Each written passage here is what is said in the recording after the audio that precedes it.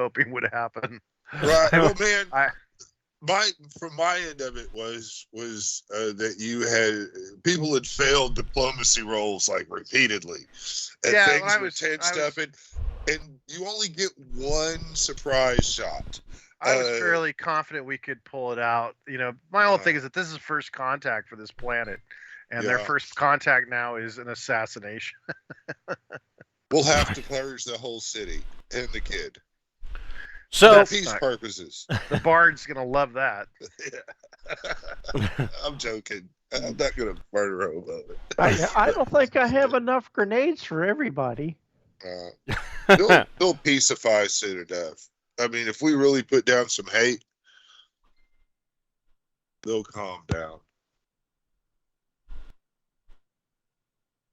Welcome to Deepnight Revelation. We're going to be picking up where we left off 2 weeks ago.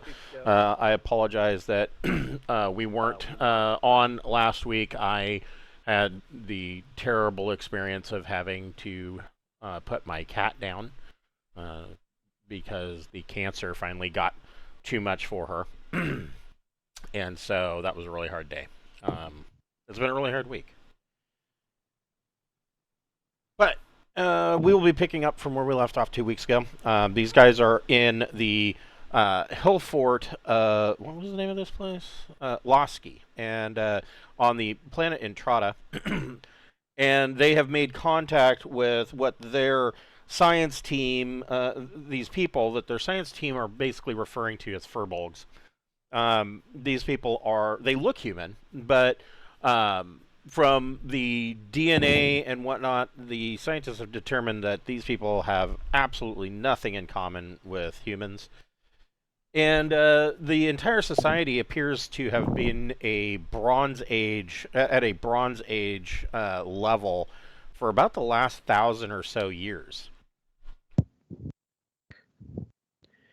And there's no evidence that these people came from somewhere else. But there is some scientific evidence that maybe they didn't originate here, because they're not seeing any leaps of evolution where these furbolgs would have come from on the planet. It's like, from all the scientific evidence that they have, it looks like they were maybe transplanted here. But they don't know that for sure. They haven't had enough time to really, dig up every inch of soil on the planet. And so, anyways, the one hill fort of the Tala Uneth tribe that they made contact with, the chief, he entreated them, the travelers, to assist him.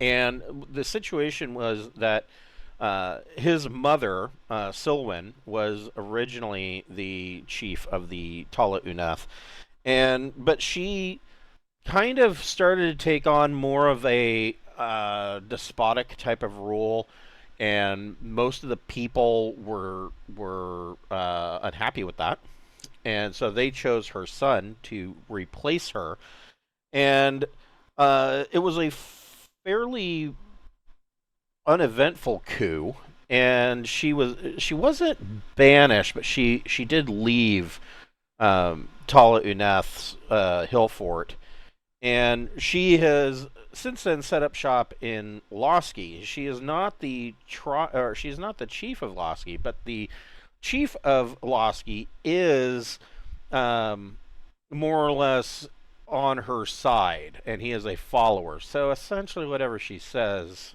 he does. And in that, she ended up stealing or kidnapping her grandson. And so the chief of the Tala Uneth entreated with the travelers to go get him. And the situation is that, so Cilwon knows that the reality is she has the wisdom and knowledge that sometimes leaders have to make very difficult decisions. She doesn't want to have to do this, but she would have killed the child in order to secure her position and put her back on the throne. And these guys came into Lasky. They were trying to do diplomatic negotiations that were not. I wouldn't say they weren't going anywhere, but they were definitely going into a circular motion. And when the opportunity presented itself, Bocephus took a sniper shot and dropped Cilwon. She is unconscious. She's not dead. But, I mean, if she didn't receive some kind of medical attention, she probably will be. So that is where we left off. And then, of course, Randolph lit up some of his shots from his shotgun. I think he threw a grenade. And, well, we'll get into that reaction because that is exactly where we left off.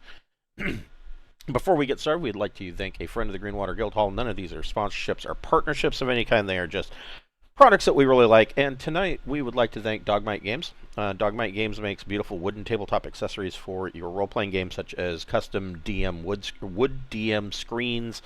They have dice trays, dice vaults, player vaults. The player vault is really, really cool. Dice towers, all manner of things. And, of course, they can all be customized. If you order something that's customized, that will usually take about 6 to 8 weeks to ship from time of purchase. But they have in-stock inventory, a number of very beautiful items. So if you're in a hurry or it's a gift idea, you can shop their in-stock inventory. And those items will usually ship in about 1 to 2 business days from the time of purchase.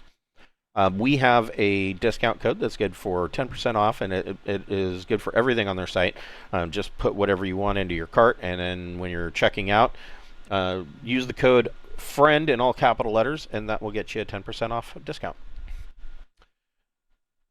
If you want to help the channel with subscriptions and bandwidth and all manner of good things, we do have a merch store via Zazzle, and we have T-shirts and buttons, and there is a fleece blanket that comes in 3 sizes, and there is a beer stein, and I'm thinking about adding a Proback embroidered hat, because I mean, everybody likes a hat.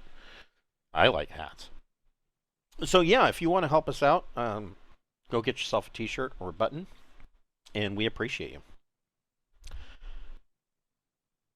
So, and I need to... Yeah, that's better. I think the most frustrating thing about this game is that I want to be diplomatic, but the two of you are far better at it than me.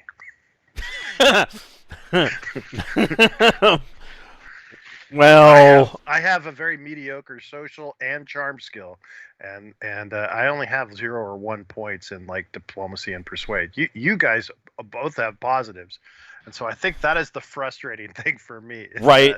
The two of you, whenever it comes to diplomacy, look at me to do it, and then when you guys go murder hobo, I'm sitting there going, "We could have talked to the." Okay, we're killing them all. All right.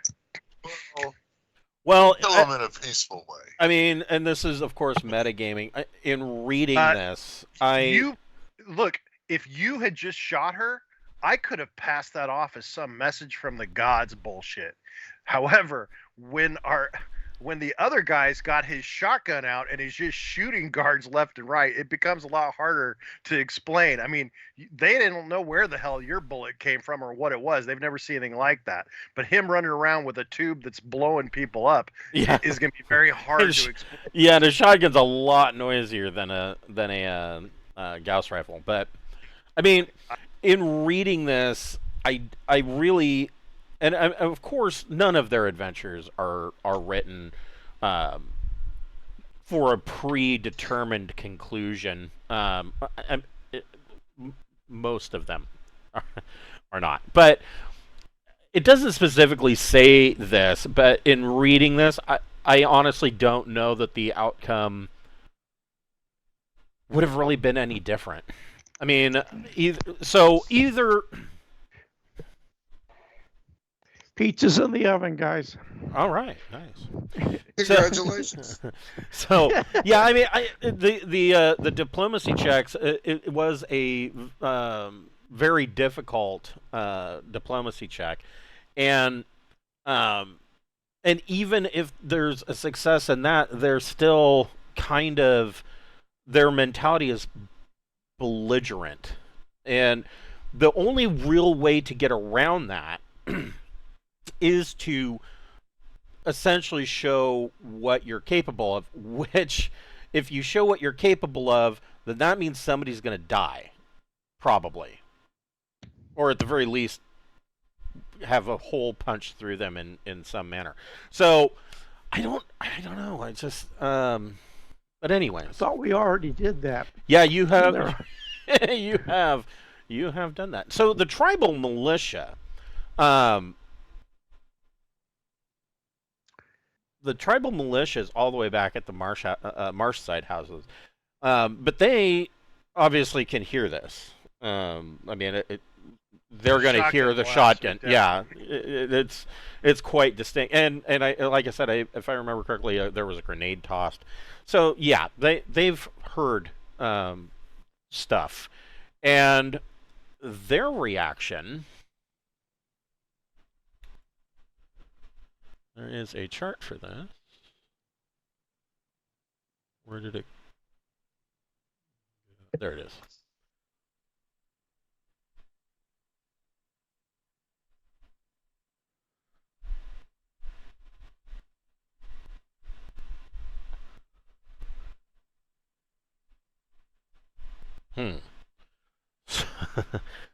The militia down in the Marshside houses, their reaction to this is terrified. Well, everybody's terrified and threatened.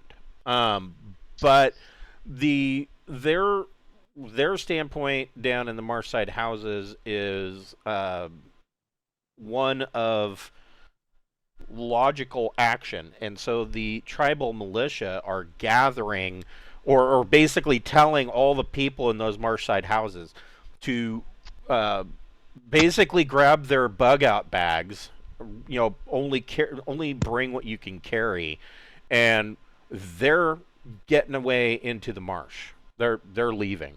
They are terrified. Good, less to kill.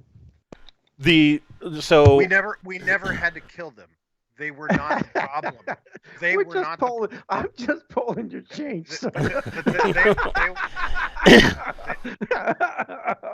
They were not the problem. It's the other guard that were the problem.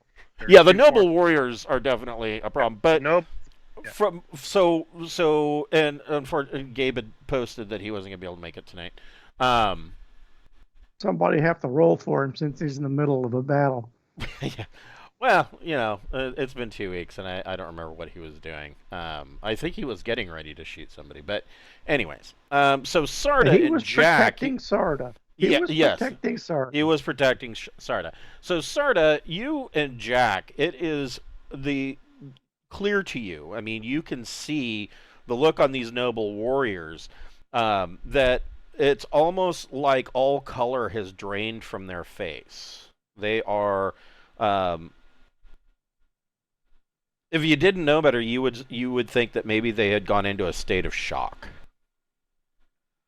and they almost like they don't know what to do. They don't know. I mean, Cilwon has dropped. They're standing around, and clearly, you guys are capable of much more than they anticipated. They've never seen anything like this before. So, what would you like to do? I'm going to activate my chameleon suit so that it now appears to be the stars, the night sky and stars, my entire suit. Okay. And I'm just going to say, and I'm going to have, if my suit will do it, amplify my voice a bit, and I'll just say, we come from the stars. This was not a polite request. Release the boy. Okay. So the kid... I guess I'm turning up the amplification on the translator is how I do that. The kid, where is he? Pees his pants. Yeah, he probably has. I mean, he's only like 3 years old. So he he's of course terribly scared, upset. He's crying. And he hasn't left Cilwon's side. Go ahead and make a.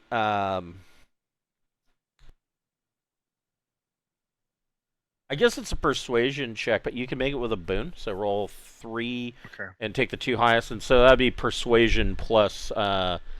It depends. I mean, persuasion can go 2 different directions. You can be intimidating, which I would say making yourself essentially look like a god can be pretty intimidating. So you could add your intellect score to that if you wanted to. It's nothing. I've got nothing on all. They're all. Okay. It's all They're nothing. all 0.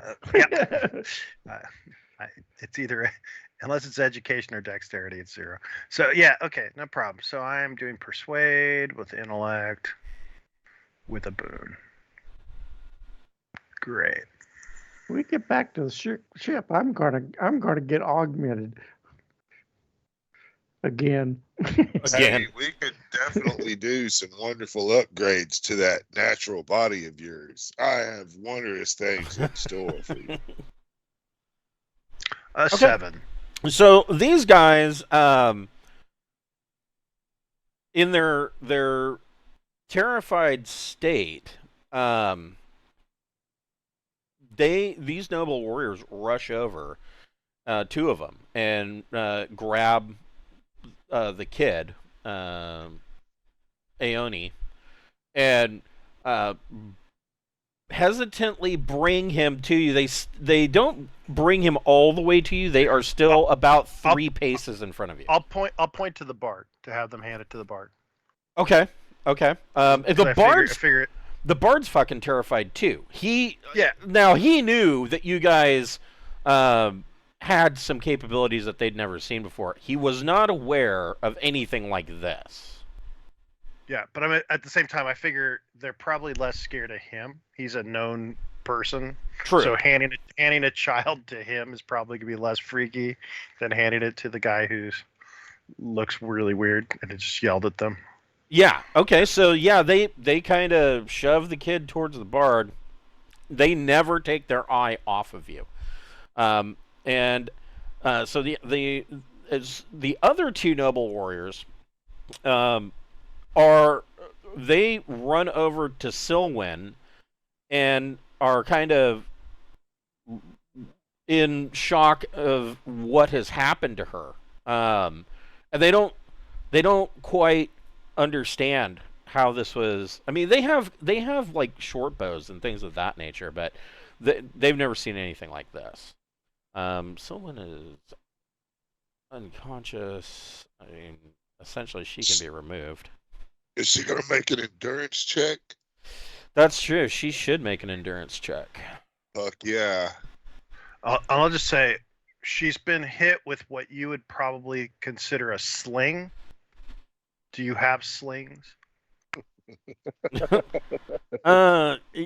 Yeah, they do. I want her to die. I can, yeah. Uh-huh.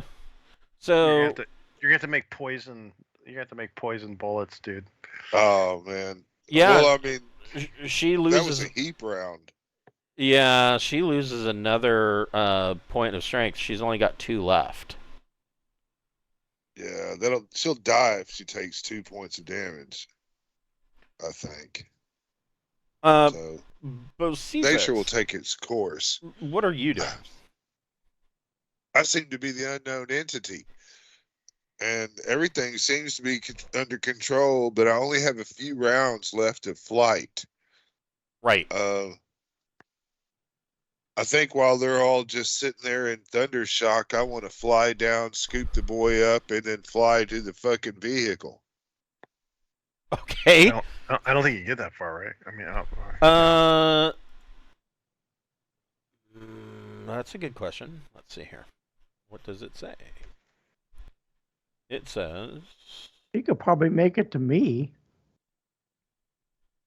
I get extra movement, and I'm using all my shit. I'm not attacking or nothing. I'm just flying to the boy and scooping and utter some, calm words to him. Plus, I mean, I can grapple my ass. 15 meters per round. I mean, If you use all 3 minor actions, shit, that's a long ways. That's 45 meters.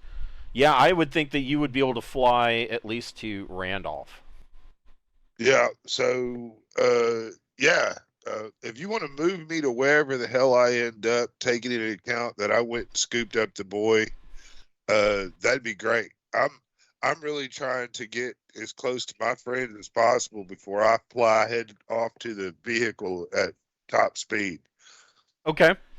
So but that's next round is. So Sarda, you see Bocephus come flying down. I mean, I don't know if you guys even knew that he could do something like this. You see him fly down and grab the boy and continue to fly off towards the gate of this hill fort. And boy, now they know he's a devil. Right, and him flying, a flying dolphin person, that doesn't.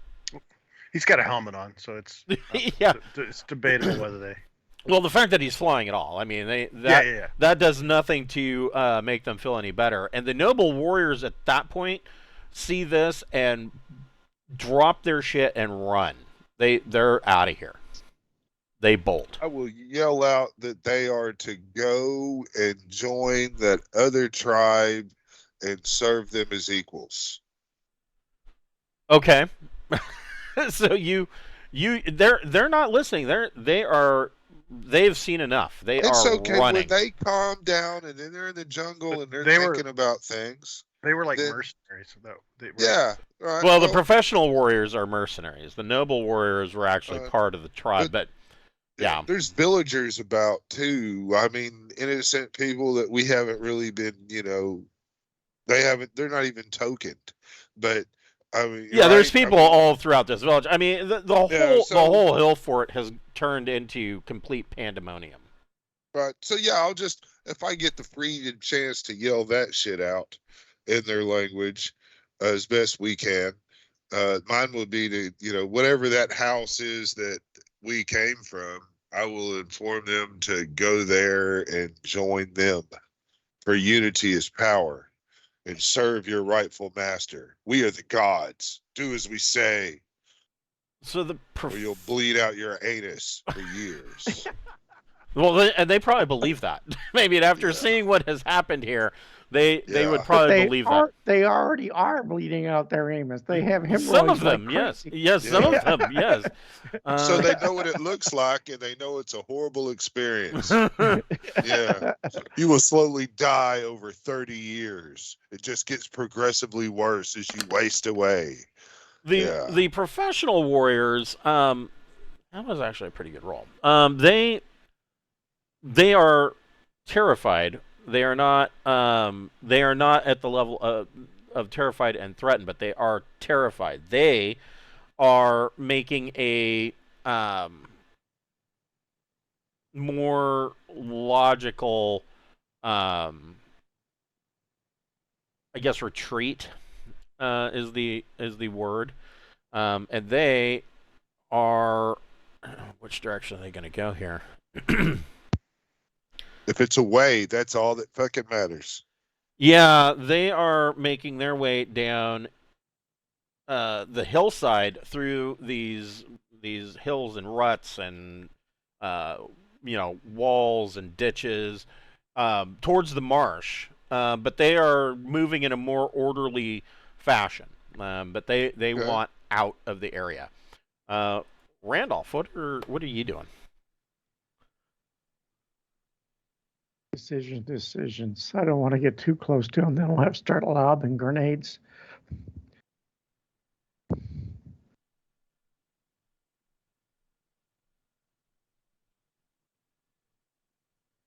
I will crouch. Huh? Mission's accomplished. I'll crouch down and go to here. Okay. This way they can't. These guys can't get to Bocephus without going through me. Okay.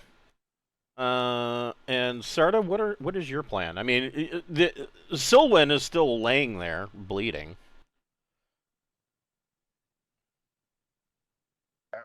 Nope, can't hear you. Have we actually seen the leader of the tribe himself? No. So I'm going to move to here.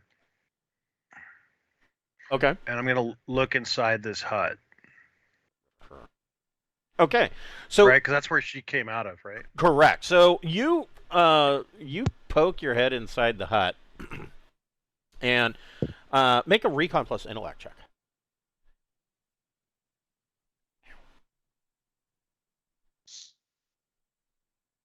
You gonna kill him? Turn off Boone. Hold on, I had Boone on because of my last roll. That's the thing with these character sheets. I wish it would just pop up in the pop-up. It would ask you if you had a Boone. Yes, nice. Either a Boone or a Bane, and you just click it. That would be great. Yeah, that's another thing where D&D I got a 6. Okay, so you do see this guy, and he is the chief.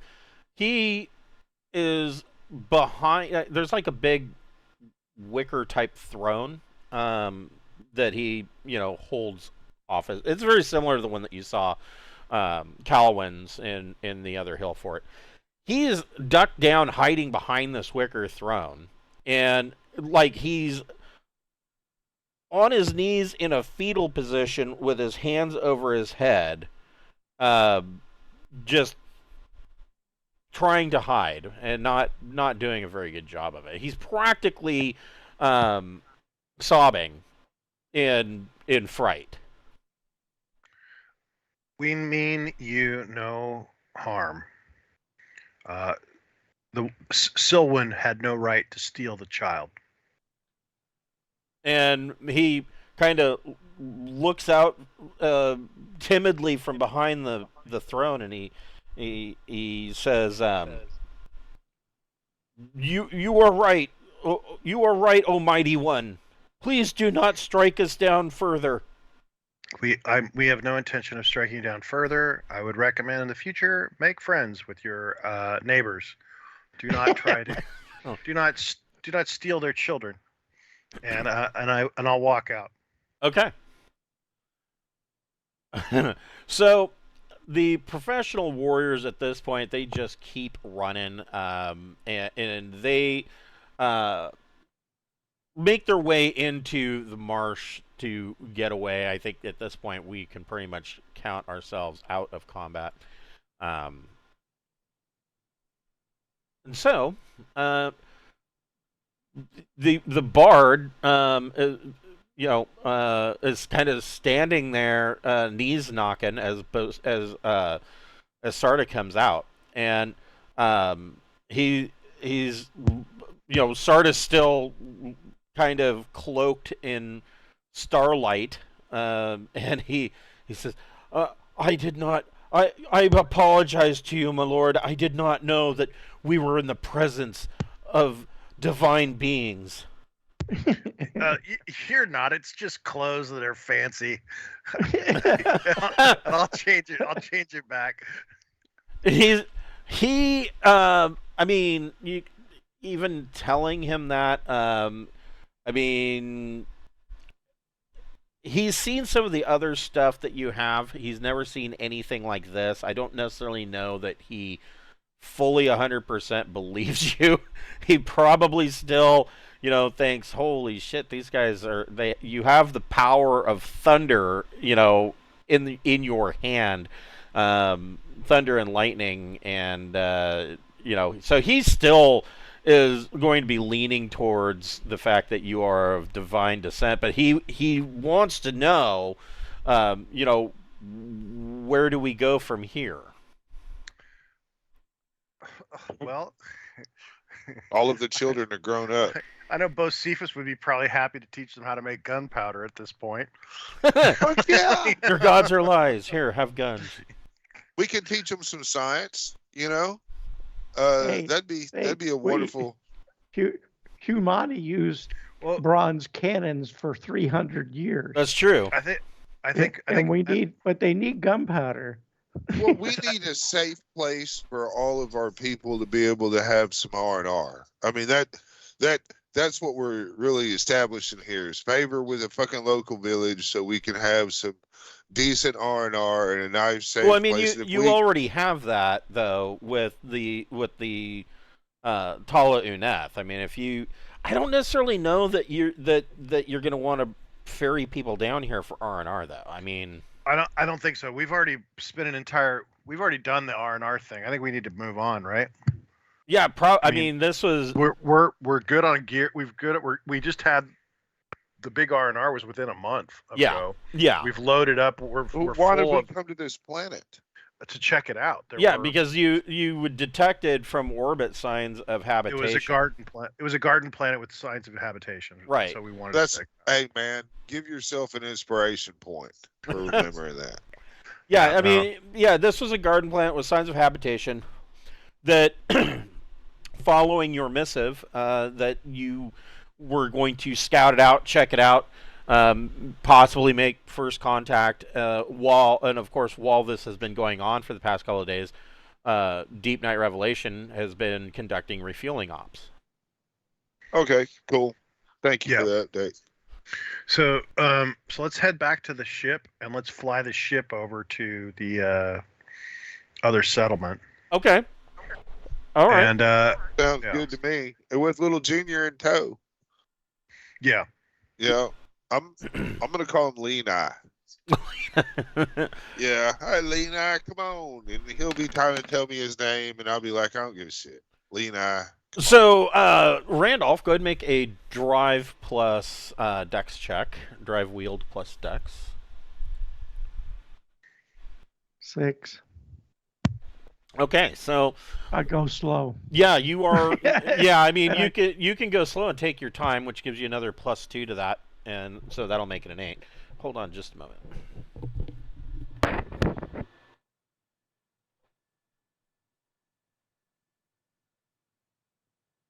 I gotta say, it was pretty fun hitting a motherfucker with that gauze rifle. Yeah.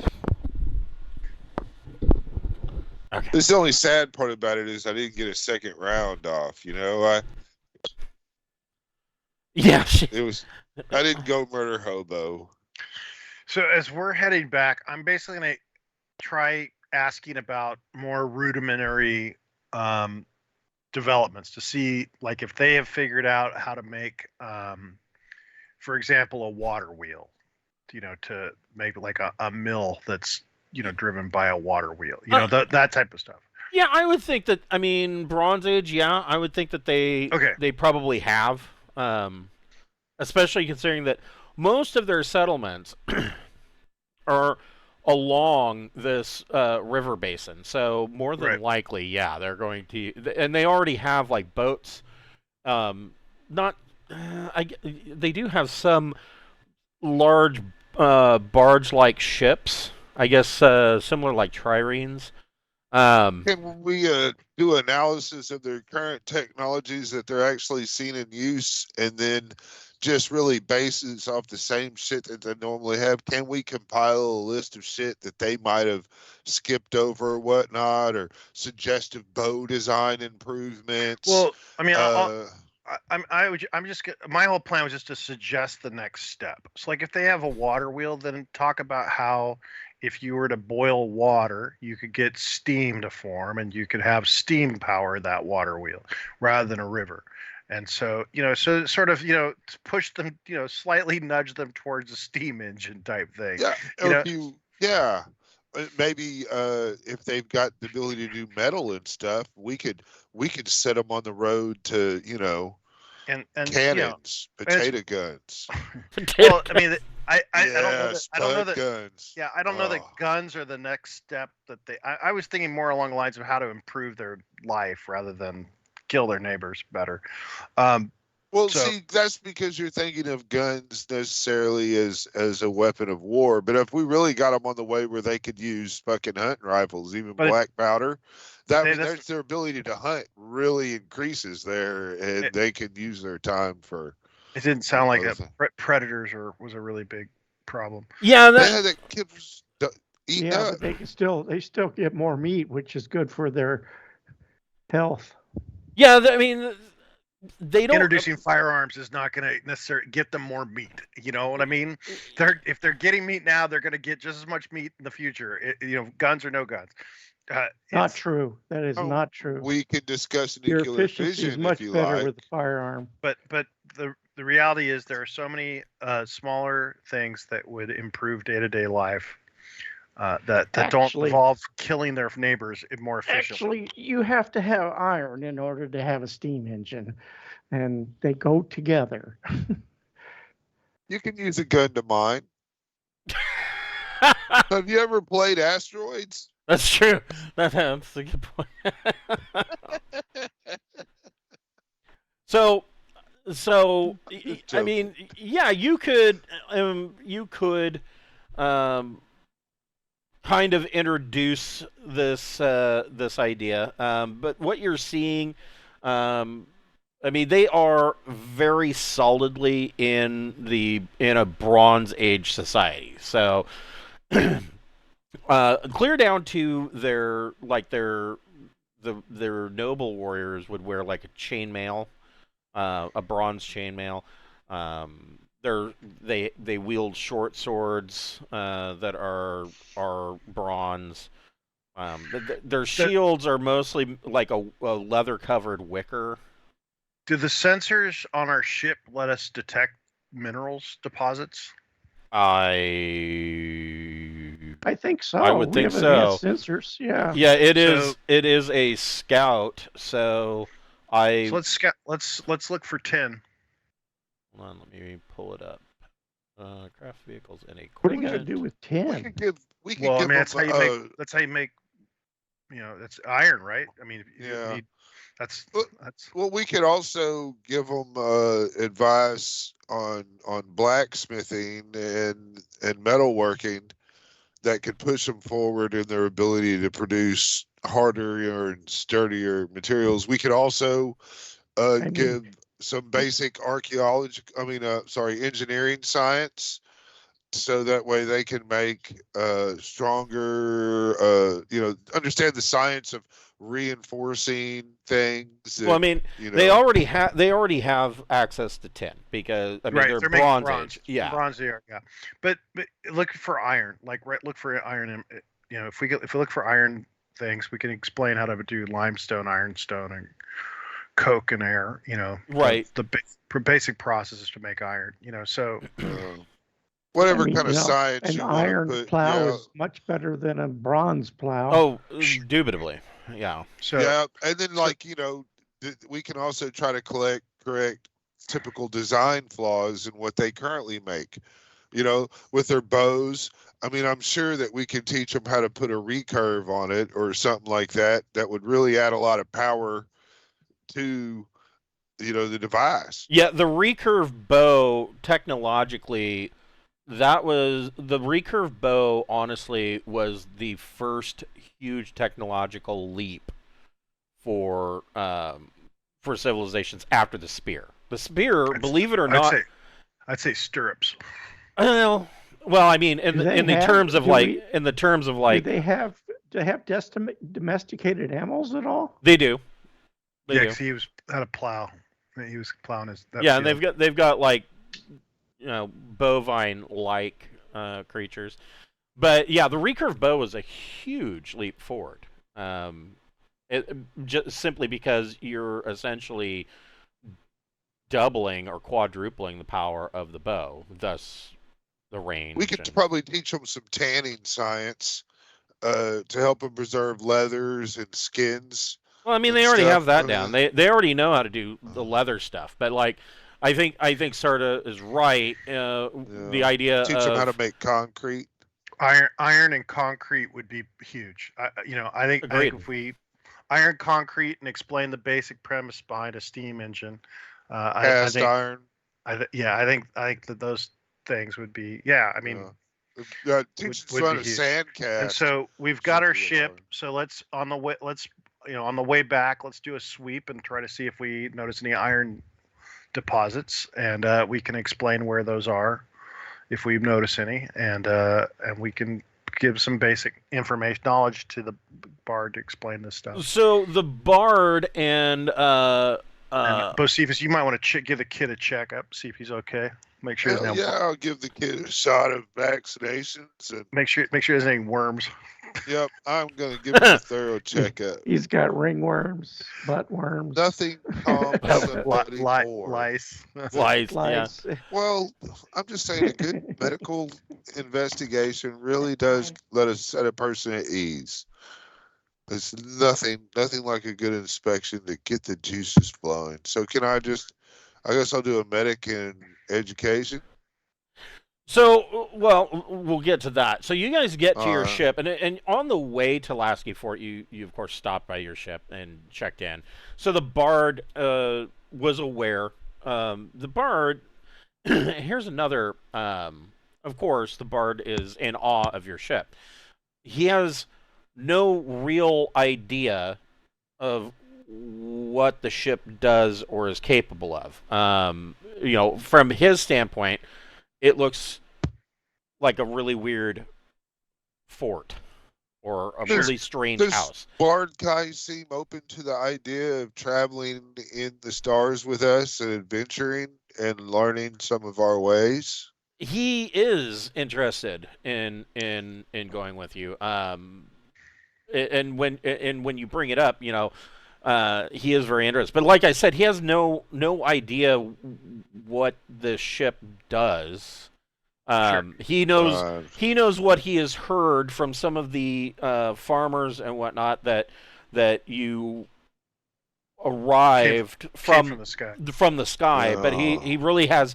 There's no mental connection on that being tied to the ship. So you guys get to the ship. Ione is still terrified and crying incessantly. And you guys get on board the ship. Jack goes up to the bridge, retracts the ramp, and lifts off. The Bard is instantly both amazed and terrified because he's looking out the window and he can see himself being risen up above the tree line. The kid, of course, he goes with Bocephus back to your med bay, and really has no. Do you still have those robot toys? I do actually. I'll give him the robot toys and show him how they work. Yeah, he's pretty fascinated with that. So yeah, Bocephus, you can go ahead and make a medic plus education check to do a little just make sure he's good, So I'll explain. Yeah, I had pizza myself today. Yeah, I'll explain to the Bard what I'm doing in terms of sensor checks, looking for minerals. Okay, and so the Bard, it takes him a minute to be able to pull himself away from looking out the window and realizing the fact that he is flying, which, by the way, he just saw Bocephus do that. He is under the impression that you're all capable of doing that. Oh, well, no reason to... No need to correct him. Yeah. And what's funny is nobody has said shit to me about it. I've flown and nobody's done that, we've talked enough about psionic powers that I'm not gonna bring it up, but other people might be freaked out a bit. But yeah, well, that happened, but whatever, So yeah, he kind of Randolph is just saying he's a dolphin man. Who knows what they do? Yes, this is normal for dolphins. We all know they can fly. I mean, for 100K, you could get a belt that does the same thing. I mean, true. Yeah. True. Yeah, you guys might think I had a grav belt. That's true. Yeah, but I mean, the furbolgs have no idea that such wondrous devices exist. But so the kid is sobbing, crying. You can go ahead and make your medic plus education check. Looks like you got a 14. So he checks out. I mean, some intestinal parasites. Man, maybe some ticks. But aside from that, I mean, it's not something. It's nothing that you wouldn't have expected from people living on this planet. You probably are expecting everybody to have this. Can I do some psychology on him and try to make him feel better about everything and kind of cope and any kind of trauma that we may have put on him? I'd like to try to clean some of that up. Yeah, go ahead and you can make that with a boon because of the toys that you gave him that he is really becoming enamored with. Oh yeah, well, cool. So, and what I use, education? Yes. All right.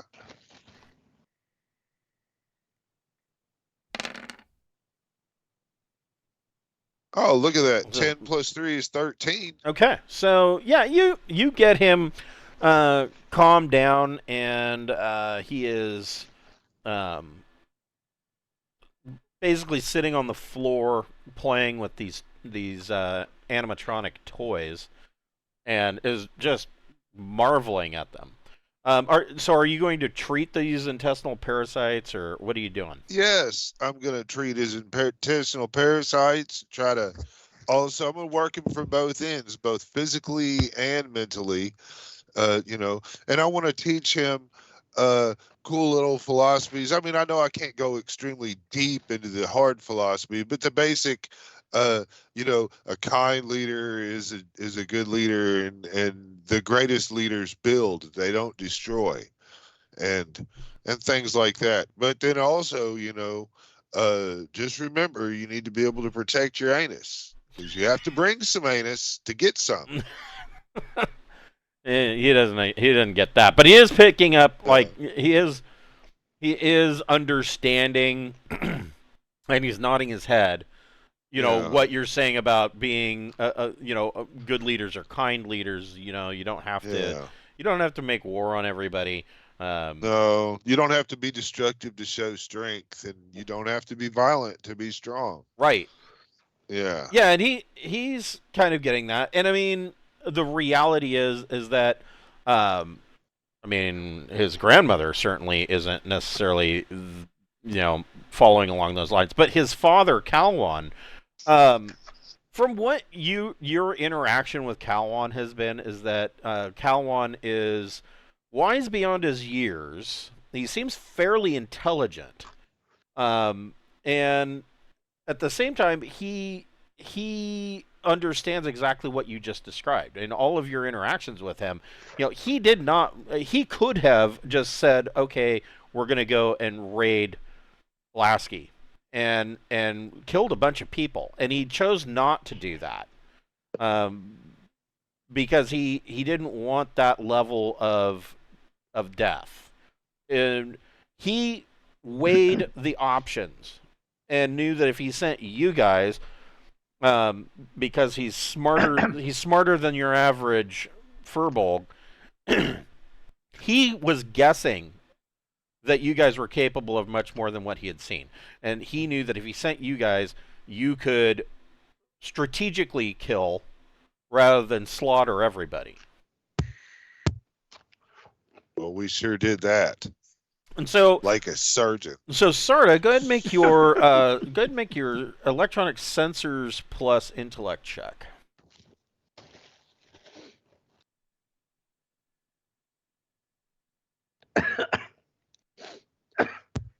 Intellect, not education. You can use education. That's fine. Thank you. My one. Your one and only good skill or good stat. That and Dex. All right, so sensors. 14. Okay, that's what I'm talking about. So yeah, you do find some iron deposits, and not very far away. So, like I said, this river kind of splits and branches on the east and west, and both of these forts are kind of in this valley in the middle. One on each side, and you find that there is a small mountainous region to the north, just at this confluence where where this river splits, and in there you do find some large iron ore deposits. Okay. I will point that out to the bard. I'm basically talking out loud, explaining what I'm doing. It's probably all going over his head, but I'm basically explaining that I'm looking for a mineral that will make it'll be stronger than bronze, and you could make better tools, better plows, better everything that you're currently making out of bronze out of this mineral. And it exists in the ground here, it looks like. And so I'm, and then we'll go out to the window and sort of look, and I'll point, like, yeah. The bard's like, okay, yeah, there's a mountain. So if you dig there, just like you have dug tin out of the ground to make bronze, you can dig the iron out of here, and you can make a even better. And we can show you what to mix. We could take that probably and do like a 3D printing of the landscape and highlight the area. Yeah. Or you just land and put a flag up. Well, I mean, here. this type of topographical map of the whole area and having just that one area located has multiple value. Yeah, that's true. Gives in a village like this to have something that big and to scale and all of that would be extremely valuable. I mean that is a thinking man's gift. Yeah, so that's a good idea. Make something that's like 3 feet by 4 feet topographical map of the area. Yeah. So you I'm not sure what we've got in terms of. I would imagine on the ship. I would think that something. I mean, something as simple as a 3D printer is probably available. If not, we could send a communication and have that done up and delivered from Deepnight Endeavor in short order. I mean. Yeah, well, I mean, not a problem. If we can 3D print it, that'd be great. So we'll do a few flyovers and just keep scanning until we can get enough data to basically create that like a actual 3D printed topographical map of the valley of the area. Sure. So and we'll mark all the different metal deposits. Yeah. We'll mark different minerals. Yeah. If coal or if there's flint or all of it. I mean, they'd want to know those resources. Yeah, you find several, iron being the highest concentration, but there's copper and nickel and tin and flint and all manners of things here. But like I said, the highest concentration in this mountain is iron. And so you produce this 3D map, and Jack flies you back to Tala Uneth and kind of basically just sets you right down, in the middle of the of the fort, and all the people are running scared, as you come in and land. But the ramp drops, and you guys step out with slowly. We have it go down real slow. Yeah, well, and you come out with Ione. Can't have the ramp go down too fast. Yes, right. Yeah, and like the Rick and Morty episode. Yeah, exactly. Their dicks get so hard over this morning. Gotta get the fog machine effect going too. Yes. Flips everybody off. I told them this means we come in peace or goodwill towards men. Yeah. So yeah, you step out and you have Ione, and at first it takes a few minutes for the people to poke their head out, but then they see that it's you, and that you have Cilwon's son, and Cilwon finally steps out of the large hut and steps forward, and it's not like the excited father running towards his kid. That he cautiously walks forward, takes Ione's hand, and asks the kid if he's okay. And other than a slight bout of diarrhea from the deworming, he's he's okay. The kid is upset that we might want to 3D print a couple of those toys. They're not necessarily the cyborgs, but you might want to give them just doll representation. Oh, I'm letting him take in them all of those toys. All yeah, right. they're his. They've been removed from a character sheet. Nice. Got it. Take the fucking rock. Yeah, I'm gonna give him that. And I was thinking that when the batteries wear out or they break, I mean, it's gonna be disappointing. So I was thinking you can even do like a doll version, but that's very generous of you. Right, but yeah, I'm gonna give him that, and then I'm gonna give him I'm gonna try to give him like a little telescopic staff. Okay. So breaks down small, and it does up, and it made of a nice, a really nice, lightweight but very effective. He could use it as a bludgeoning device or a walking stick, but something like that he could easily, carry about. Okay. Would be a lifelong gift.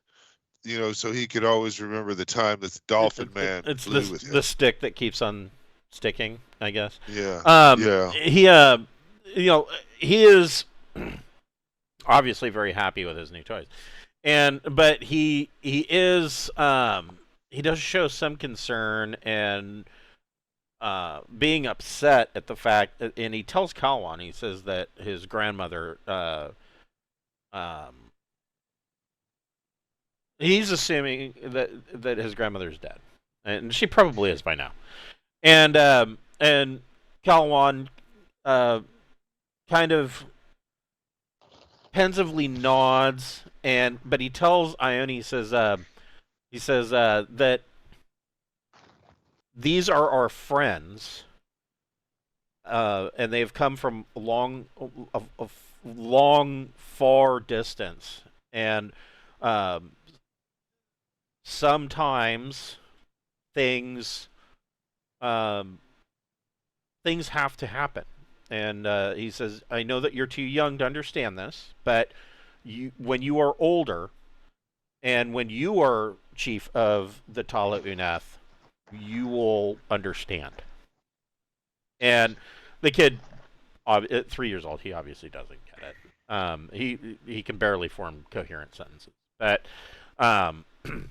Cilwon then turns to you, and he thanks you, and he does say, he says, so I take it there was no other option with my mother. She seemed rather intent on combat occurring, and they had hired mercenaries, and we didn't want to hurt any more people than necessary.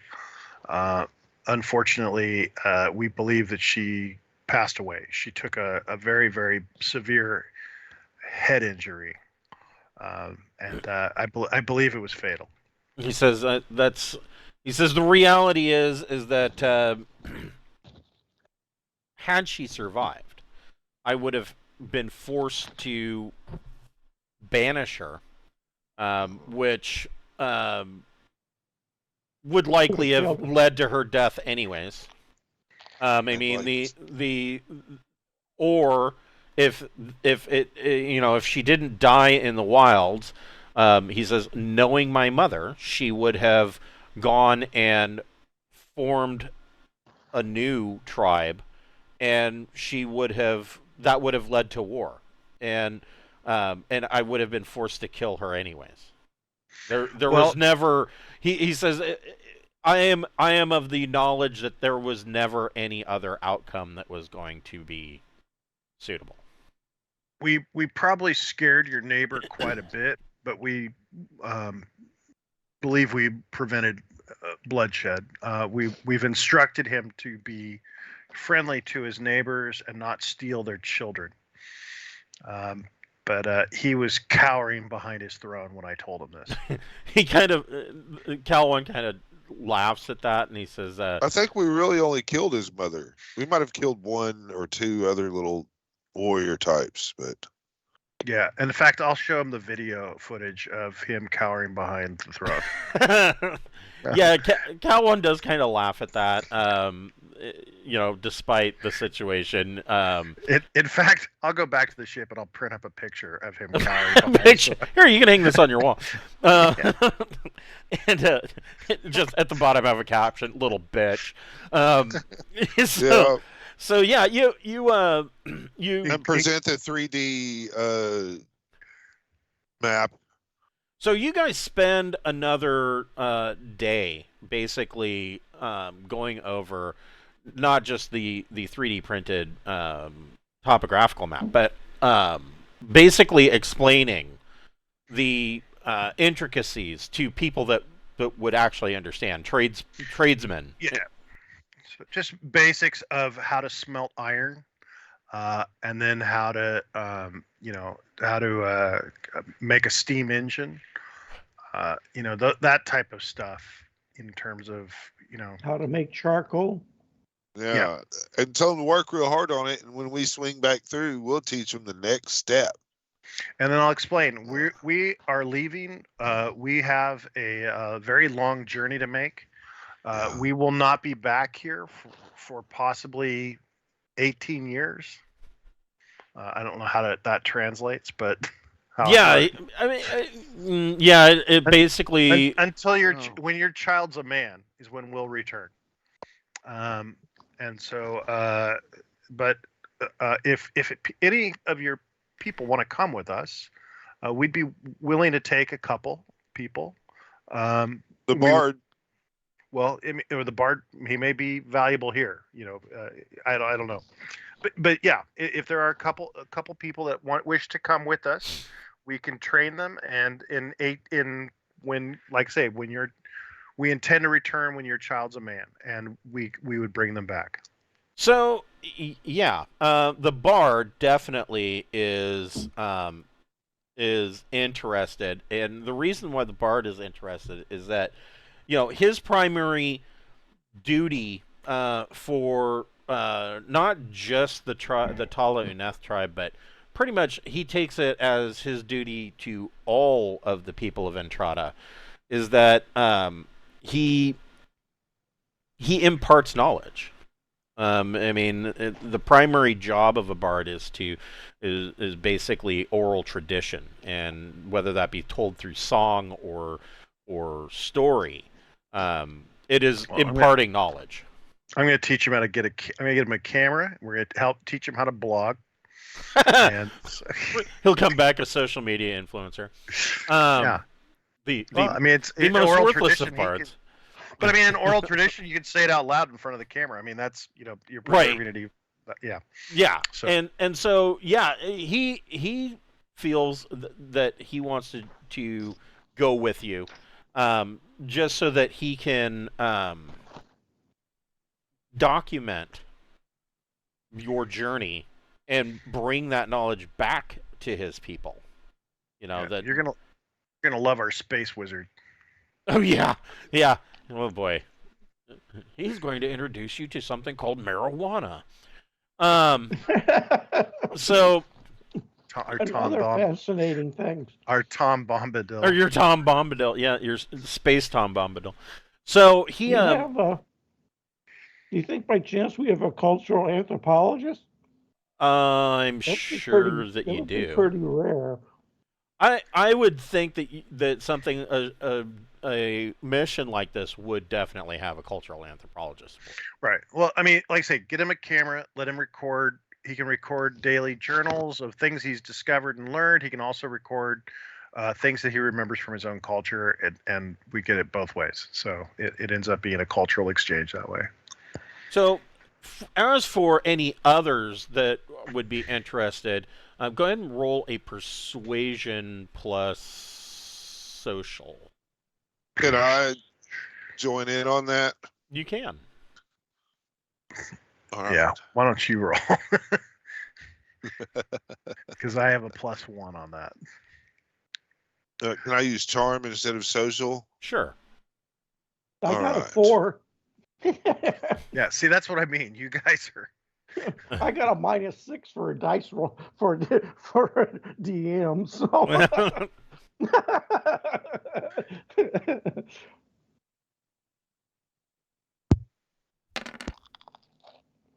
Why do you have a -6? 9. So you do get one other person, and this other person that wants to come with you is he is an apprentice to one of their craftsmen. And this will be your choice. This will be a good choice. And essentially, what this craftsman, what this apprentice has been learning is basically how to cast bronze and things of that nature. And he basically wants to come with you. He's a young kid, probably about 17. He wants to come with you because he's listened intently to over the past day of you describing, how to cast or how to smelt bronze or iron and things of that. And he feels that you guys have way more to teach him than what he's learning here. So yeah, you've basically got two people, the bard and this apprentice, that want to journey with you to the stars. Right on. That makes this a success. Yeah. So they will need character sheets. Let's see. Is there anything we could think of that they should or need to bring with them? We don't know enough about their species to know if they have any weird dependencies. Well, I guess I need to do a quick medical hardcore breakdown and find out. You might also want to test the food they eat on a normal basis to see if there's anything unusual about it. I'll give them just an all-around life sciences check. Yeah, go ahead and do a life sciences plus education check. All right.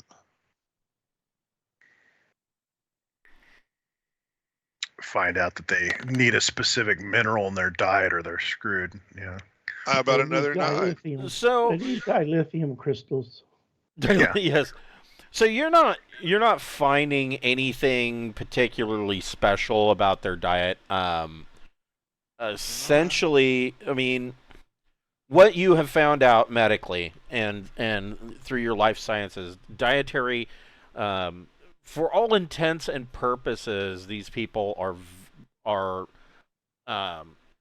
quite similar to humans, but organ placement, things like that, is different, and you do find some redundant organs. Nice. Like their appendix never atrophied. Their tonsils are still highly functional, and actually serve a good purpose. Things of that nature. So they eat rocks and their appendix collects them, huh? Kind of. I mean, more. No, it's more along the lines that their appendix. If it came to it, they can eat grass. Right, right, and you do dietary means they do, of course, they are omnivores, so they do eat meat, and you're not finding that anything has evolved to the point, like I said, like the appendix, for instance. You're not finding that it is atrophied, but you can determine that with the cooking of meat. And the cooking or the further cultivation of vegetables, that may actually change in the future. Another 1,000 years from now, they may not have an appendix anymore. Kind of situation. So, and then basically ask the two of them if there's culturally anything they need to bring with them that they would, I don't know, anything you need or want that you might miss in the next 18 years. So basically, the bard brings what he is used to for the tools of his trade. He has kind of a lute kind of stringed instrument, and he's essentially got a notebook that he writes things down in. Okay. And he, of course, brings a quill pen. He has seen that you guys record information differently, but this is all that he really knows, so that's what he's bringing. The apprentice, he brings a leather wrap that essentially it's basically a starter kit, a starter tool kit for bronze casting, and so it's got a hammer in it, it's got tongs, things of that nature. And both of them, of course, bring clothes, and they've got a duffel that they are bringing there, and they are ready whenever you are ready to leave. I think that's it, unless there's something else we wanted to accomplish or do here. No, man. We put the bomb in the 3D map thing. It's going to go off 3 days from now. We have to sanitize being here. It's only 4 megatons. Yeah, but no, it's only 4 megatons. Only. Yeah. But no, I think our work here is done. We've set them on a path to success, and we can check on them in the future.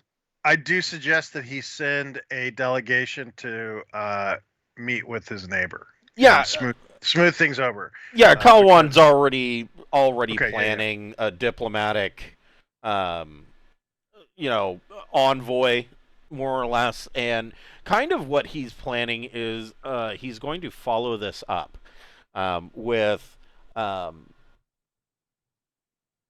kind of a tour of other hill forts around the region, and basically bring the people from Lasky that were there to witness this with him, and to kind of hammer home that Cilwon is a friend of the travelers from the stars, and that they will return, and so be we good. Will bring great wrath on anybody that is their enemies. If we want to. That's kind of essentially the story. Yeah. I mean, probably not in so threatening of a manner, though. Cilwon is wise enough that he thinks that the story of what has happened is enough for these other tribes to kind of toe the line, kind of situation. But he wants. It's going to be, a diplomatic tour where he's going to visit all of these other hill forts and do it's a flag waving. I think I hit his mom square in the chest with a fucking heap round. Yeah. I mean, she. Yes. So before we leave, I do want to take the 2 people aside that agree to come with us, and I want to tell them, look, it's only fair for me to tell you this, that we're on a very dangerous mission. There is a chance that none of us will return. I don't want to make you think that what we're doing is going to be safe and a joyride. We're going up against something that has the ability to wipe all life off of entire planets. And so we don't know what a planet is. Well, everything here. Yeah. And so I want to make sure you understand that what we're doing is dangerous before you leave. I don't want you to find out after you've already agreed to go that you thought this was going to be a fun way to learn, and it will be a fun way to learn, but at the same time, it is going to be incredibly dangerous, and there's a chance that none of us will return. And so I want you to make that decision knowing that ahead of time, so that you're not upset and find out after you find out while on the trip that we're going to do something incredibly dangerous. This was bait and switch the whole time. So and if you don't, I talked to the chief, and I suggest he take his new machete and shield with him on this trip, and maybe demonstrate what it does. Oh, yeah, okay. Yeah. That's a good idea. Cut down a tree with a little machete like it was nothing. and that is true. I mean, in terms of the iron that we were talking about, I explained that the mineral that makes that machete is the iron that is in there. Obviously, it'll take you a while to develop something that sophisticated, but that essentially is the mineral that you could use to make something like that. You got to fold it. You got to fold it in thin sheets back on itself over and over again. It makes it stronger. Right. Well, anyway, in the meantime, I want to make sure these 2 guys are making a decision that's based on the understanding of the real dangers of what we're doing. and say that it's if you don't want to come, that is not a, you know, we're not going to hold that against you.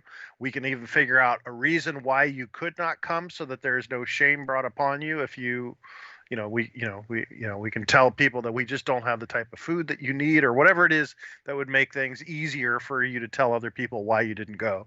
But we want to make sure that you understand that it is going to be very dangerous. So the bard, you have an opportunity to save your planet from infection and death.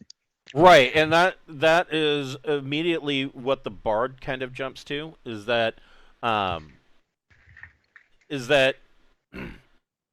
he now feels like it is his duty to go on this mission, no matter the danger. That's why I just didn't want to leave, and like 3 weeks from now somebody go, son of a bitch, why did you tell me this is a suicide mission? Right, exactly. Yeah. That's all. I mean, that this mission involves stopping a threat that could essentially, should it come here, would consume his entire world. Sure. That of course hammers home of how important it is that he go. He has to document this, and of course do anything that he can to put a stop to that from coming to fruition. The 17-year-old kid is willing to accept that level of danger, and he feels, and rightfully so, that he could learn so much from you and your, he's just referring to your tribe, that sure. It would be replete of him to not go and bring that knowledge back, so that he could pass it on to future generations. Yep. And so they're both in agreement that they're going to go. Perfect. That's perfect. I just want to. I didn't want them to find out after they'd already left. This was a suicide mission. Right. Yes. He sold me a lemon. Man, we can do some cool augmentations of them, and prepare them for when they come back. We can trick them out. Ooh, a wafer jack. Give him a wafer jack. Oh, man. Make it so that way. Engineering. Oh, they would just. They could have. We could make their genitals like a big ass snake. I knew. I was just gonna say, like the South Park episode. Oh, yeah. This monkey only has one ass. He's of no use to me. So essentially, you guys, there is the final, feast, where Cilwon throws a feast, and kind of similar to when you first arrived, only much friendlier now, and your goodbyes are said. We'll offer tours of the ship to anyone who wants to take a tour of the ship before we leave. Are they more accepting of my race now? Yes, they are. The most of the people are. They still keep their distance, but because they just can't quite figure out what the deal with you is. But right. They, because I mean, obviously you look far different from anybody else, but they have accepted all the assistance that you've given, and they look on you with kindness, but they're still a little scared of you, but they're not running in fear and hiding anymore. Are any of the chicks looking at my junk all the time? Fucking dolphins. Dolphins will do anything. And so yeah, I mean, you guys give them, Cilwon especially is interested in taking a tour of the ship. His son Ione is telling him, you have to see their ship. We flew. He's like, Dad, we flew through the air, and so Cilwon, of course, wants. We'll offer a quick fly over the valley to Cilwon, just so that he can say that he flew over. He's the chieftain. Yeah. If he So let's give him and anybody else who wants to take a quick flyover.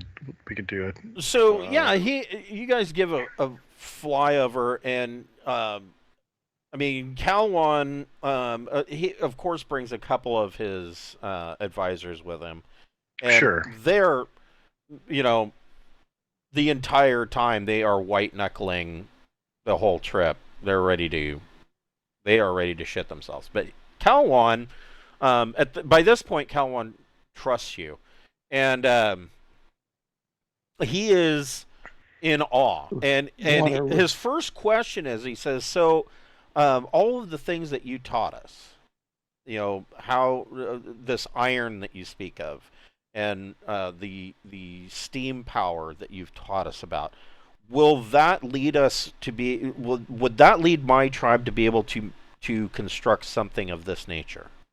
Yes, eventually. I mean, that's how we got there. We didn't all of a sudden develop it. It's not magic. It's one small thing after another. You learn how to make a stronger metal by making iron, and then next thing you know, you can make a pot capable of holding boiling water that can power an engine that will let vehicles travel. And so it's one small invention after another will make you more powerful, more capable. And so that's all we just had more time to build new things. That's the only difference between you and us, is that we've learned new things, and by learning new things, we can combine them to make newer things that are better. And so, yeah, that's how things get better. We breed with everything. Well, that's what we do. That doesn't necessarily help him. Well, depends on how he feels. So he is joking. So after you give this fly over the valley and you come back and Jack sets the ship down, basically Cilwon meets you at the base of the boarding ramp and shakes your hand and thanks you, and he says that he realizes that it will be many cycles before, or many seasons before, he would even have the possibility of seeing you again. He says that his son will await your return. He doubts that if it will be that long that he will even be alive, but he hopes that he is, and he hopes that he sees you once again. Well, the one thing I will say is that if you follow our guidelines, you'll have the ability to make better armor, better weapons than any of your neighbors have.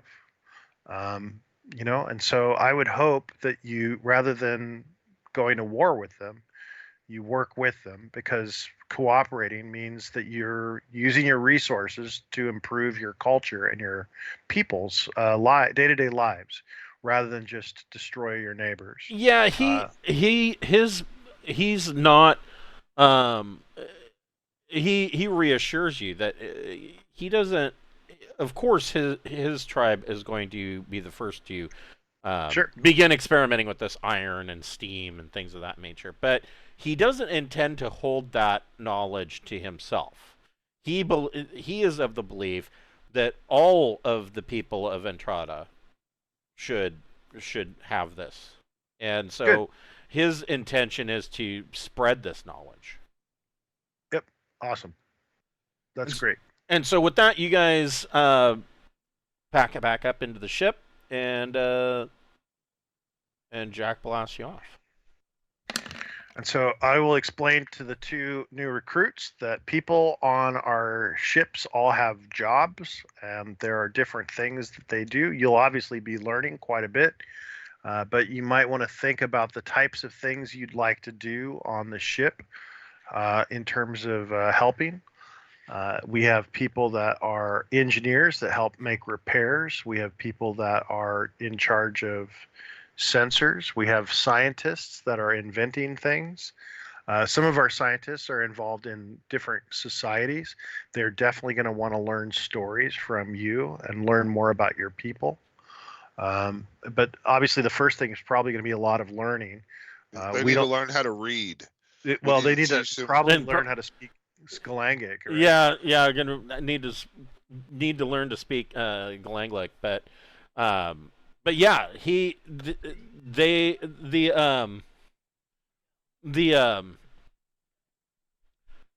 the bard is. They could use some basic mechanic skills. Yeah, the bard immediately perks up. What a screwdriver is and what a pair of pliers are, how to use them. Those are things they can learn while they're learning the language. I could assign Stimpy to educate the two new people the basics of Galanglic, common.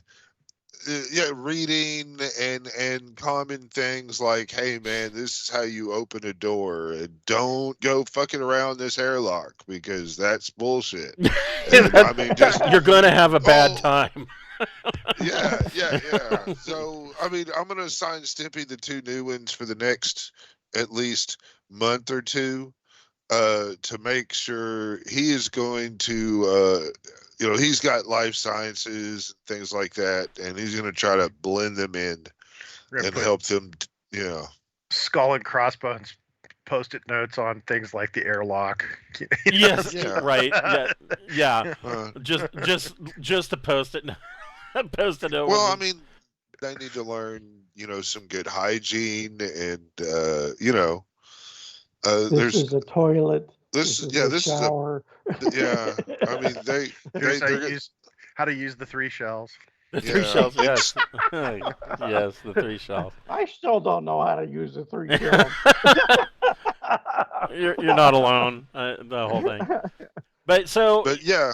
So yeah, the bard. On the trip back, the bard is, of course,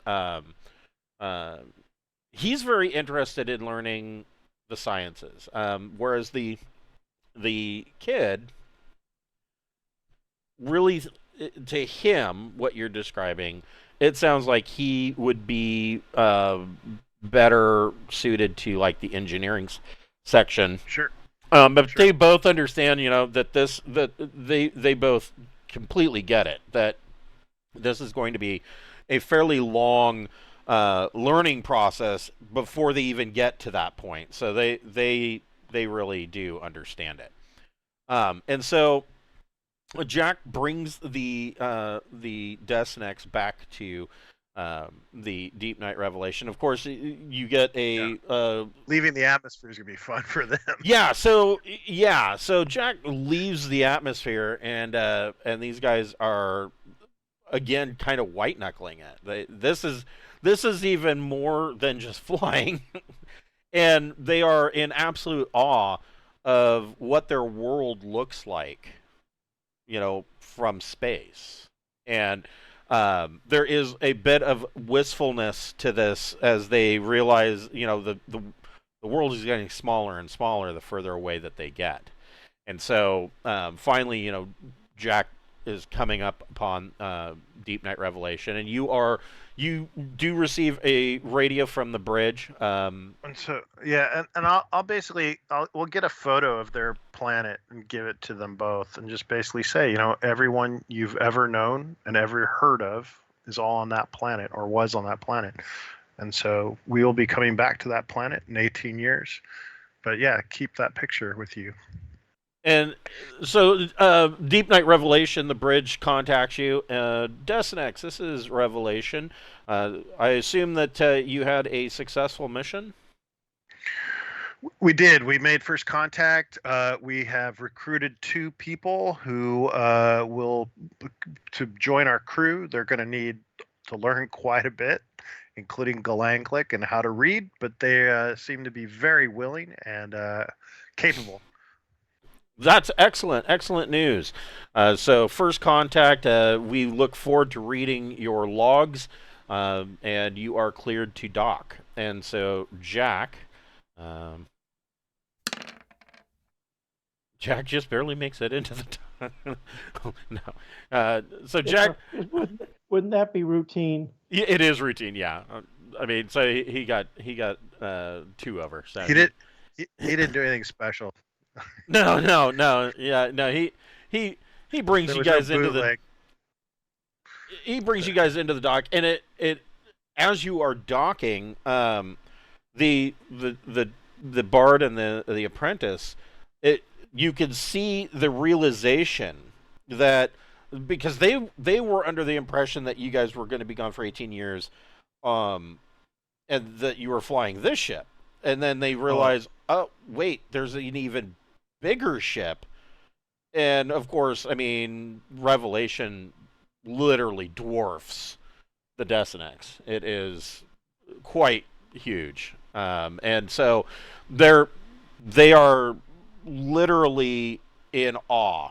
They just mouths hanging open, staring at the ship as you come inside, and so the you guys kind of get them squared away, in their own. They get their, I would imagine probably up on deck 2 of the central, one of the central pods, probably in this area here where you guys normally bunk. That they'll be set up in there. And probably want to assign them bunkmates that can answer basic questions they may have, rather than leaving them. That's what I did with Stimpy. Yeah, rather than leaving them on their own to. Stimpy's gonna bunk with them and take them and help them navigate spaceship life. I mean, he's an educated guy, and he can get them going on that. Yeah, how we do laundry, that kind of thing. Where we go to eat.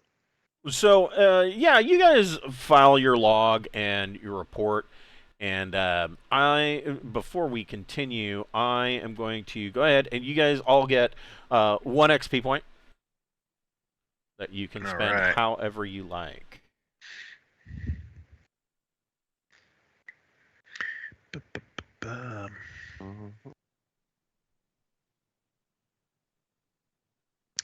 I am going to raise Diplomat from 0 to 1.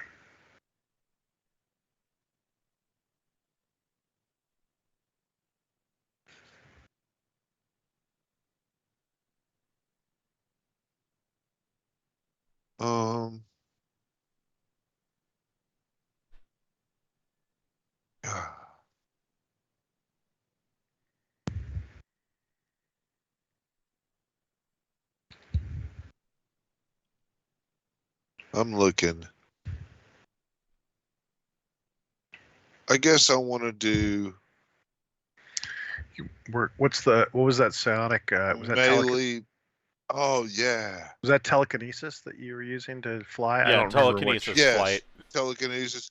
I'm gonna go ahead and give me clairvoyance 1. Okay. From 0 to 1. Yeah. That just really kind of opens up a whole new fun thing for me to dump my. Allows you to perv on people all over the ship. Love doing that. Sounds like an amazing use of my time. I mean, I could just go up to people randomly now on the ship and ask them why they were doing stuff, like, that way when you poop in people's shower, it creates a very nasty effect in the plumbing, because the shower plumbing is not suited for feces. Right. It goes to the fucking water supply and gets in all of our food. Mm-hmm. We sprinkle that water on all our food. And look at what you've done. Do you want E. coli? Because that's how you get E. coli. Yeah. I haven't even really shopped the clairvoyance and the psionics. That's really more Sarda's specialty, I believe.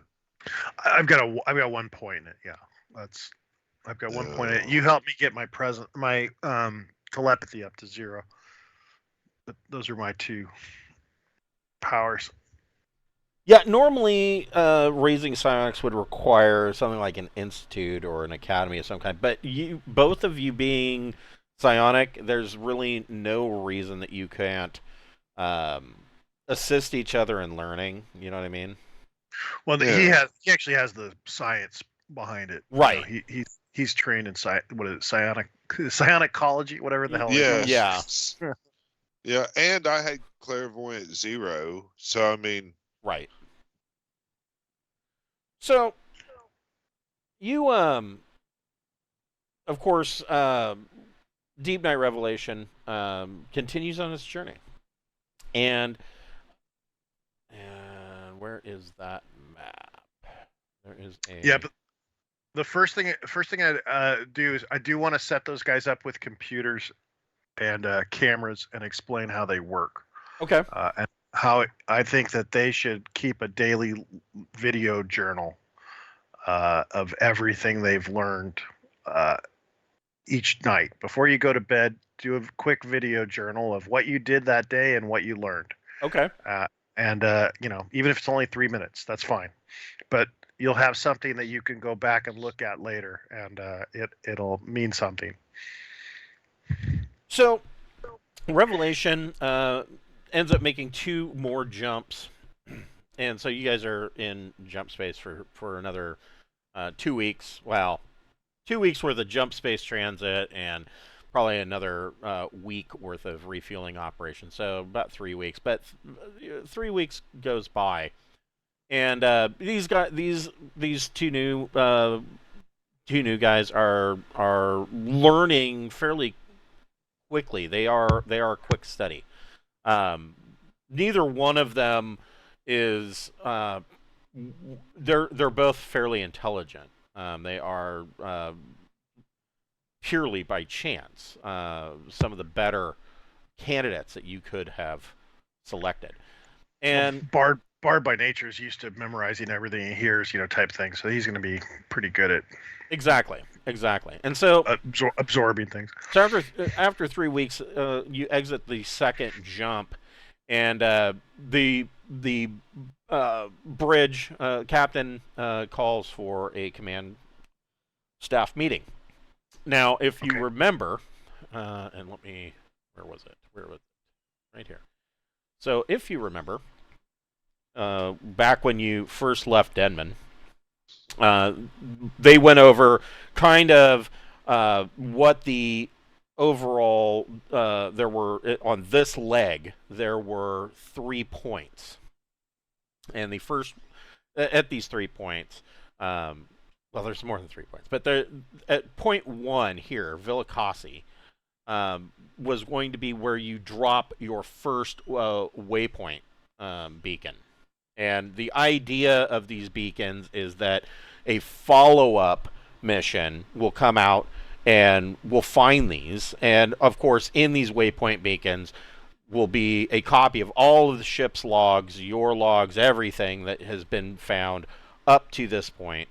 And thus, they will be able to... They won't be flying blindly into the dark. And so... they have come out in the Villicossi region. And so this is the Villicossi regional map. And Villicossi itself, let's see here. Which one? So they neutron star. This is coming up, you know, with Revelation's long range sensors, and they've got sensors that can look way out. But being this close, this is what is coming up.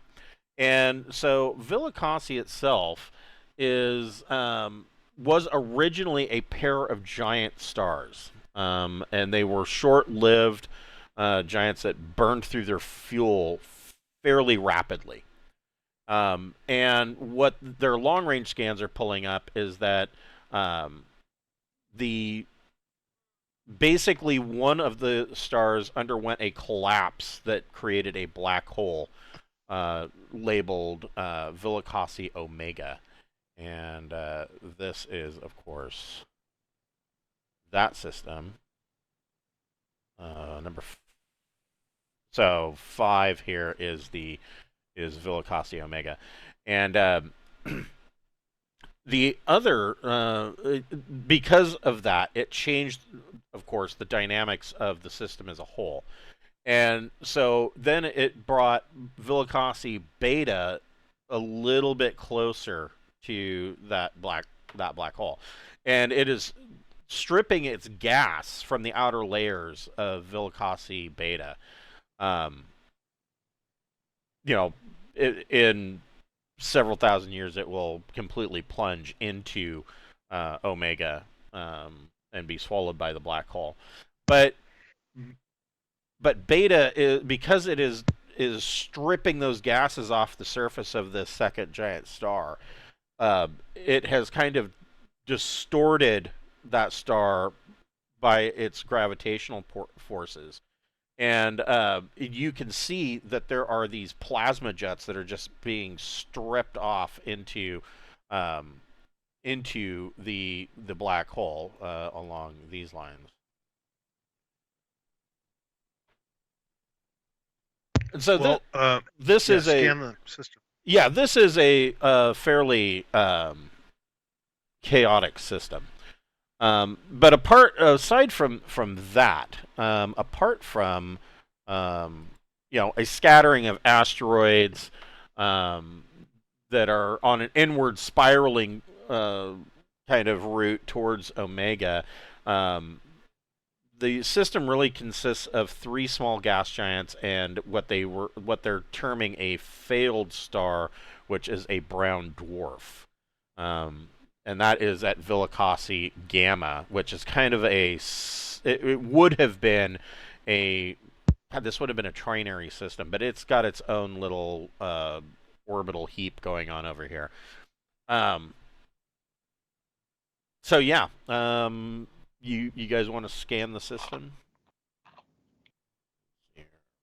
Yeah. So Sarda's job does that shit.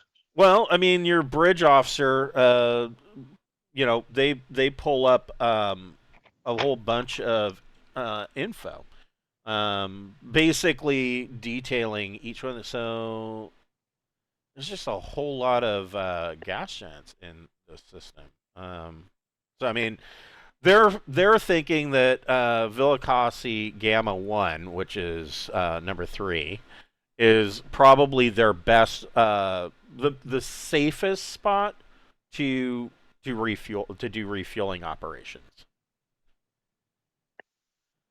They're going to send people down to the surface and get the water.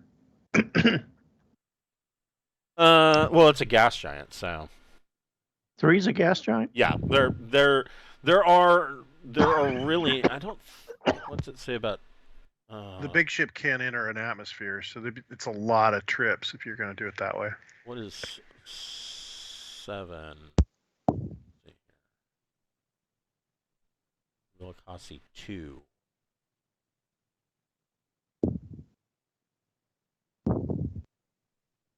I thought blue meant water world, but I guess I'm wrong. Usually it does on the large hex maps. And really, though, so you have to be... what they term a water world doesn't necessarily mean that water is plentiful. Yeah, it also might be ammonia. It could, it could be ammonia or methane or... Yeah, it doesn't necessarily mean water, yeah.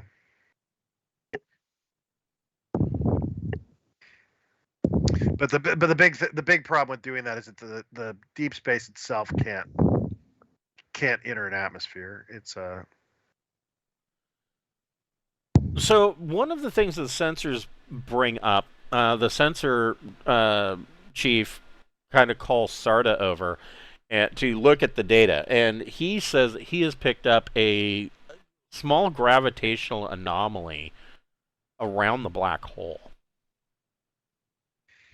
Okay. And going over this, he believes that it's showing the same kind of telltale markers that you guys have determined from the Alohe. Remember the rainbow-colored So we think it might be another they left like a statue. They left a monument. No, these guys. Where is the big energy plasma? Yes, these guys. Oh yeah. Those guys were bad news. They had all those flukes. Yeah. And of course, he kind of brings this up, kind of under his breath, kind of keeping it quiet, because he does know of Bocephus' reaction to the Alohe. Yeah, there's no reason to go over there. Right. Yeah. We don't want to play with a black hole.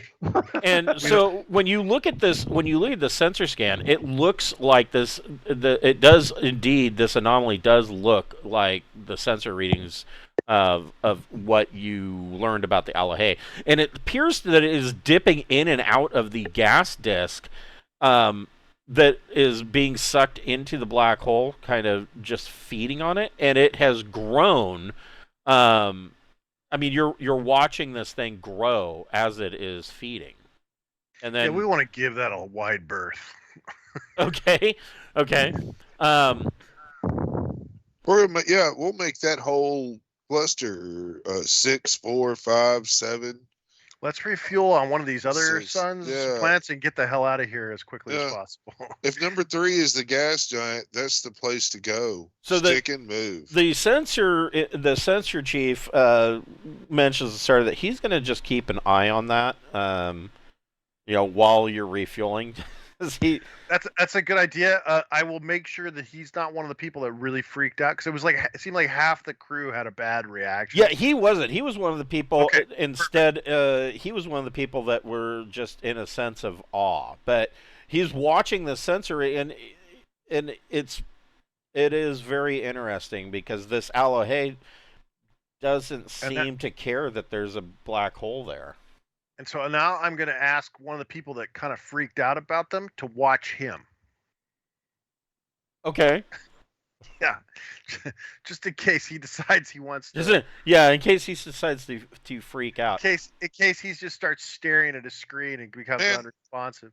Yeah, but nevertheless, I mean, could you do a hard scan of that and see if you could figure out how they're just avoiding the gravity suck of the black hole? I mean, I could scan them. I don't know what that's going to determine, but I'll be. Well, I mean, that, and maybe with some fucking physics or something along there with it. I got a 14. I do not have any sciences, so. I've got sciences. I mean, we can do a pair roll. I'll do what kind of science do you want me to use? I've got physical. I've got physics. I got chemistry. Not that it's going to help him much. And then education. What's the chemical nature of plasma? It's neutrons and nuclei. Did you see where they just recently said they had a positive detection on neutrinos? I got I did. Yeah. With physics. Okay, so you, as you are kind of studying this, you realize that you see the Alohe, it's like darting in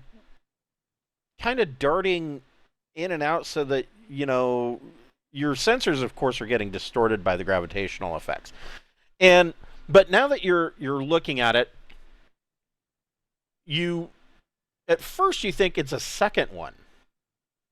In the literal time that it has taken you to kind of go over these sensor scans again, it has grown by 10%. And as you're looking at this, it appears that the Alohe may have actually penetrated the event horizon and come back out. Yeah, see, they're withstanding the gravity. That's some cool science to really dive off into. We really should study that. Okay, so you continue. like I said, the sensor chief wants to keep an eye on this thing, of course, and of course the ship makes its way over to Villacasi Gamma 1 and to conduct refueling operations. Sarda, go ahead and make an electronic sensors plus education check. 15. So you kind of point another sensor array towards, Gamma 1. Of course, and I would assume that it's probably a number of things. I mean, of course, you don't want to approach a gas giant that, you don't want to show up blind and be surprised by what's there. But of course, you're also looking at. I mean, the last time that you ran into Allohay, they were feeding on the rings around a gas giant, and so you kind of point in that direction, and you find that that Gamma 1 has a number of moons, and they're coming up on the sensor logs. And one of them, the sensors just automatically name this moon QVS 122-3, and it is detecting an anomaly on the surface of this moon. Like another gravity anomaly, or no? It looks like some kind of construction. All right. Try to get any details we can. Let's head over there. Let's get in the Destinex. Let's check it out. Okay. Sounds good to me. All right. So I am going to go ahead and call this here because this is a good stopping point for this week. And we will pick this up next week with you guys going over and checking out QVS 122-3 and to check this construction that is possibly on this moon. Did we did any of our luck points regenerate? Yes. You will have regenerated your luck points. Awesome. All right. All 3 of them are max. Hey, better than not having any luck at all, right? I haven't used them yet. But I got 10 and I don't know what to do with it. Man, when you miss a roll, you can use your luck points to adjust and get your roll that you need. Yes. Yeah. And the other way to do it is if you are, and this actually burns them semi-permanently, is that if you are in a situation where, death is imminent or failure is imminent of some kind, something major, you can burn luck points to change that. And like I said, that's semi-permanent. And I say semi-permanent because there are caveats and addendums and ways to get those back, but it's almost going to be something as major as the event that required you to do it. So I think we should bring the bard. Yeah. I think he should be our recorder. Right. Or, how about Dave the Wizard Man? Yeah, he's always fun. Yeah, bring David Andreich, yeah. All right. Yeah. All right, well, we will pick this up next week at 7 o'clock on Friday night and with the next episode of Deepnight Revelation. Have a great night. Thanks. Thanks that was for pretty fun. Have a good night, guys. Thank you. Take care.